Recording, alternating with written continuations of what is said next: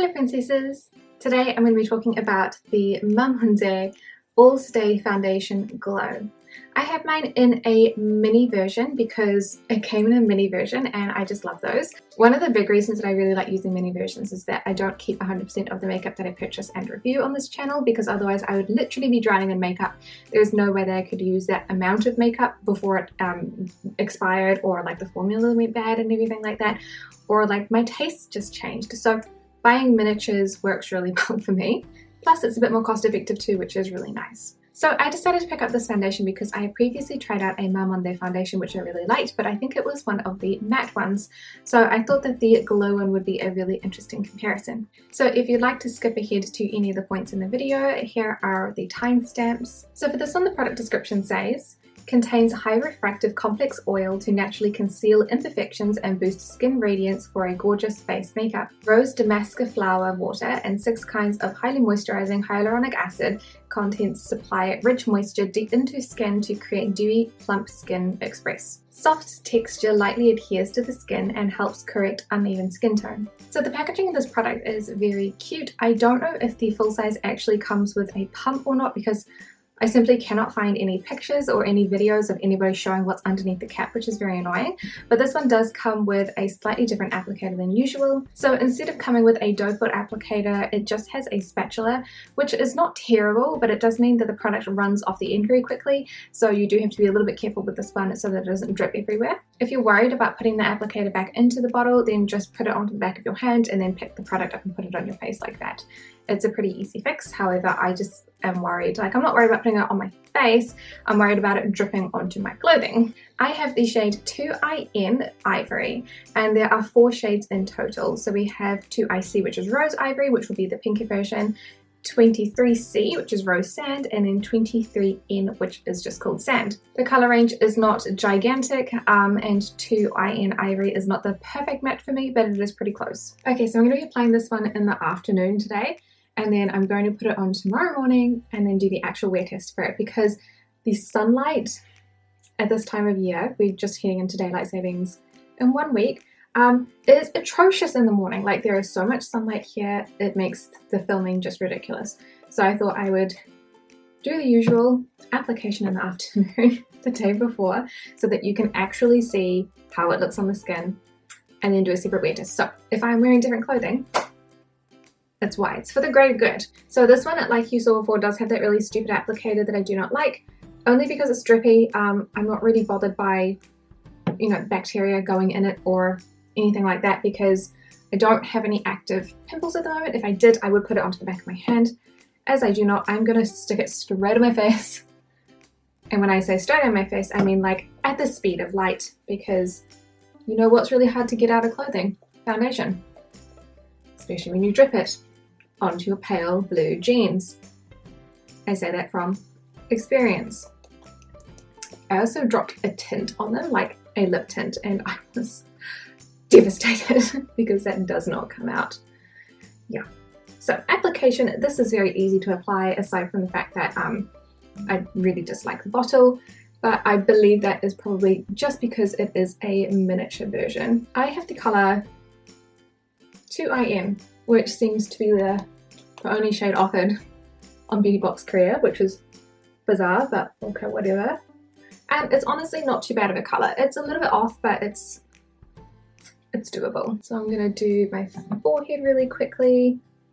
I'm trying not to put the cat ears on today to hold my fringe back, because I have already washed and dried and made pretty the fringe. So trying my best here to do it really quick. Okay, so this is how the foundation looks on one half of my face here. It is a really pretty finish. It's moisturizing. It's not too high coverage. I can see quite a few of my freckles popping through still, a bit of the redness on my skin still, but it does look really nice. So this is what my face looks like without. And then I'm going to do the other half of my face and then zoom you guys in so you can see. Okay, so this is how my skin is looking. Please ignore what is happening to my fringe right now. This honestly like brings me back to high school, because I had like a big ass fringe. So this is how the foundation is looking. It is really, really beautiful. It's soft, it's dewy, and very lightweight. So I'm going to zoom you guys in. So looking up close, you can see quite a few flaws on the forehead. It's a little bit more perfected than it was previously, but it's still, yeah, you can see quite a few of them. These are where my little fine lines are. They look pretty nice at the moment, so nice and moisturized. Around the eyes, it's not doing a super great job. So you can see quite a few of, I've got like a lot of freckles, sunspots, whatever you want to call them, around the eyes, and you can see a bit of shadowing as well. On that side you can see all of those freckles too. And then around the chin area you can see little flaws as well. So there's the really big scar there, there's a little scar. You can see quite a few of the other scars on the cheek and on that side as well. This one, if you have not seen it before, is a birthmark. It is not the rest of the colour of my whole body, but it also will not be covered up by a foundation. So I would say that this has quite light coverage. I guess maybe light to medium, but when you look at it like this, it just doesn't look very medium coverage. I don't really have that much stuff to cover at the moment though, but that you can see these little parts here. So especially around this part of my face, that's where those freckles are more prominent. Because you can see those through, I would go for this as a light coverage foundation, in my opinion. So I am going to do other stuff today. I'm actually going to do the recordings for everything today, but I will put this back on tomorrow morning, show you what it looks like in the morning, just in case it looks different, and then throughout the day. So this is how the foundation is looking at like 2:30. It's not terrible. It's been on since 8 AM, and however long that's been, I will put it down below. We do see quite a lot of oil around the nose though, so underneath the fringe it's a bit damp, I guess, moist, but it's not terrible. The nose though is very, very oily, like it's coming off my fingers. You can see some nose grip marks. It's not terrible, but I've also got quite a bit of my day left, so I'm going to check in after I finish my evening's teaching, and then I go out for D&D at night, and so I will check in after that as well. So at the end of the day, the foundation has been on for about 14 hours and it's looking pretty worse for wear. It is very oily, but it's also kind of like falling off my skin in a way. Like when I touch my skin, whether it's like a hard brushing movement like that or not, the foundation does come off because it's kind of like melting, which I really, really dislike in a foundation. So you can see when I touch my nose like this, it's not even hard, but you can see the foundation at the tip of the nose has just gathered and it is just really, really terrible. Other than that, it's okay. It just, yeah, looks like it's melting.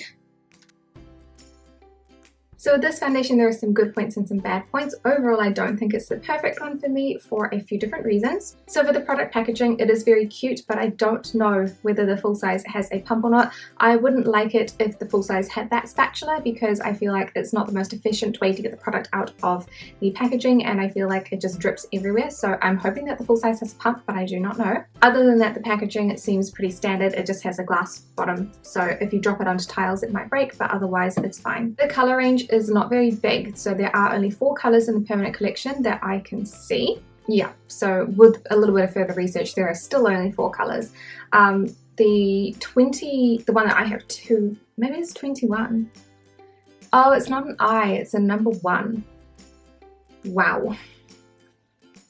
Makes a lot more sense. So 21N is the most yellow and the lightest of the 4 colors, but I think that N is going to be for neutral and then C would be for the cool tones. So it's not the most yellow possible, I guess, so it doesn't really suit my skin that much, but it's still pretty good and it would definitely be better than 21C was. But 23C is the darker shade and then 23N is a little bit in between. So what I'll do is I'll put the swatches here as well so you guys can see them too. I found it really easy to apply, however I found that the longevity of this product was really difficult for me, especially in the moment because we have to wear masks. So I found that it just kind of like transferred so much onto my mask that it was ridiculous. It looked really terrible. I looked really oily as well. So I feel like the longevity for me is not the best, and it's probably one of the biggest downsides for me personally. However, it does look really nice on drier skin. So if you have quite dry skin, or if you've got skin that doesn't produce that much oil, it may be a nice foundation for you.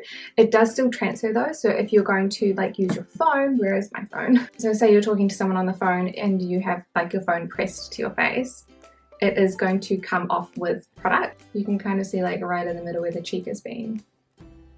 that there is like product transfer, which is a bit gross, but I've also only just applied this, so it actually gets worse throughout the day too. It's something that I see a lot with like dewy finishes as well, so I think it's just something like you have to be willing to trade off. If you're going to go for something that's moisturizing and dewy, you are going to have to accept probably that it's going to transfer a bit. Unless you guys know of foundations that don't do that, in which case please let me know so that I can try them, because I love a dewy finish foundation, but I hate foundations that transfer. But otherwise, all round, I think it's just a product meant for drier skin. So if you have dry skin, it is probably one that I'd recommend. However, if you have oily skin, or you tend to wear your foundations for a very long period of time, or if you live in a really humid climate, it is one that I would recommend that you actually stay away from. So thank you guys so much for watching this review, and I will see you in the next one.